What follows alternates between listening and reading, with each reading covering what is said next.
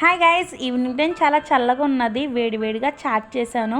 చిన్నవాళ్ళు పెద్దవాళ్ళు అందరూ ఇష్టంగా తిని చాట్ ఎలా చేయాలో చూసిద్దాం. ఇక్కడైతే నేను శనగల్ని 2 అవర్స్ పాటు నానబెట్టుకుని ఉంచుకున్నాను. ఇప్పుడు ఈ శనగల్ని కుక్కర్లో వేసుకోవాలి. దీంట్లో చిటికెడు పసుపు, చిటికెడు సాల్ట్ అండ్ శనగలు మునిగినంత వరకు కొద్దిగా వాటర్ వేసుకోవాలి. ఇలా వాటర్ వేసిన తర్వాత కొద్దిగా ఆయిల్ వేసుకుని 4 విజిల్స్ వచ్చే వరకు శనగలను అయితే ఉడికించుకోవాలి. ఈ విధంగా శనగలు అనేవి ఉడికిపోయిన తర్వాత హాఫ్ వరకు శనగలు తీసుకుని పక్కన పెట్టేసుకోవాలి. మిగిలిన శనగల్ని మిక్సీ చేసుకోవాలి. చూపించిన విధంగా బరకగా చేసుకోవాలి. ఇప్పుడు ఒక మీడియం సైజ్ ఉల్లిపాయని ఈ విధంగా పేస్ట్ కింద చేసుకుని బాగా ఫ్రై చేసుకోవాలి. ఇలా ఫ్రై అయిన తర్వాత దీంట్లోనే కొద్దిగా అల్లం వెల్లుల్లి పేస్ట్ వేసుకుని మరలా ఒకసారి బాగా మిక్స్ చేసుకోవాలి.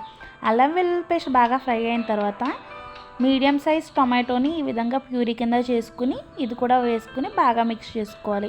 ఇలా మిక్స్ అయిన తర్వాత ఆయిల్ అనేది సెపరేట్ అవుతుంది.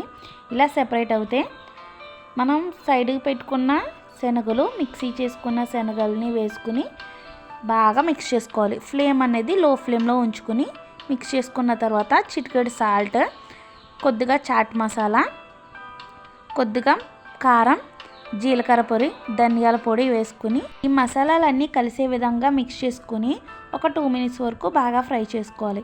ఇప్పుడు దీంట్లోనే తగినన్ని వాటర్ వేసుకోవాలి. ఇప్పుడు మళ్ళీ ఒకసారి బాగా మిక్స్ చేసుకోవాలి. ఫ్లేమ్ అనేది మీడియం ఫ్లేమ్లో పెట్టుకుని మిక్స్ చేసుకోవాలి.